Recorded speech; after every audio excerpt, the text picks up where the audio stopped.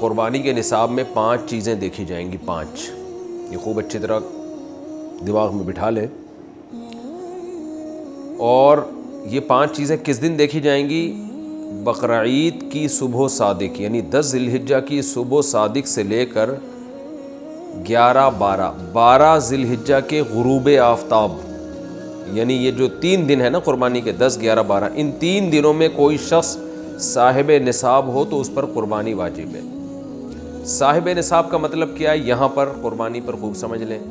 سونا ہو کسی کے پاس، یا چاندی ہو، یا مال تجارت ہو. تجارتی مال کا مطلب وہ چیز جو بیچنے کی نیت سے خریدی ہو. کوئی پراپرٹی ہے بیچنے کے لیے خریدی، دکاندار کا جو جتنا سامان دکان میں پڑا ہوتا ہے سب بیچنے کے لیے خریدا ہوتا ہے.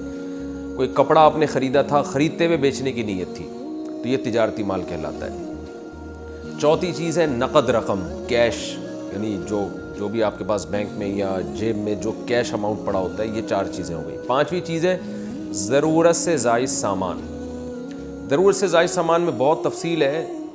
آسان اس کی ایک جو ہم اگر ضبط کر سکتے ہیں تو وہ چیز جو پورے سال بھی استعمال نہ ہوتی ہو. گھریلو چیزوں میں وہ چیزیں جو پورے سال بھی استعمال نہ ہوتی ہوں، جیسے کپڑے کوئی یا برتن ہے، ڈنر سیٹ ہے، پورے سال استعمال نہیں آتا.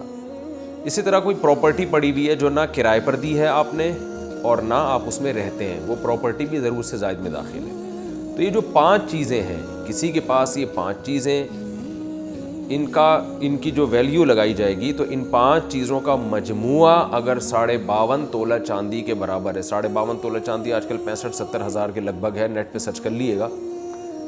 تو کسی کے پاس یہ 5 چیزیں، یا 5 میں سے 4 چیزیں، یا 4 میں سے 3 چیزیں، یا 3 میں سے 2 چیزیں، یا کوئی ایک چیز 52.5 تولہ چاندی کے برابر ہے، اور یہ بقرعید کی صبح صادق سے لے کر ذی الحجہ کی 12 تاریخ کی غروب آفتاب سے پہلے تک رہتی ہے اس کے پاس، تو ایسے شخص پر، یعنی بقرعید کی صبح صادق کے وقت اس کے پاس یہ نصاب موجود تھا، اور یہ 13 تاریخ کی ذی الحجہ تک اس کے پاس یہ نصاب موجود رہتا ہے، تو وہ صاحب نصاب کہلائے گا.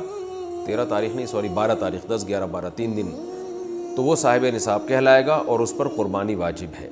بشرطے کہ یہ جو 5 چیزیں یا 4 یا 3 یا 2 چیزیں میں نے بتائی ہیں، ان میں سے سب سے پہلے قرضہ مائنس کیا جائے گا، یعنی قرضہ مائنس کر کے 52.5 تولہ چاندی کے برابر بن رہا ہوں. اسی طرح گیس بجلی کا بل جو ان کے اوپر لازم ہے وہ بھی اس میں سے، یا جو مہینے کا راشن آئے گا وہ بھی مائنس کیا جائے گا.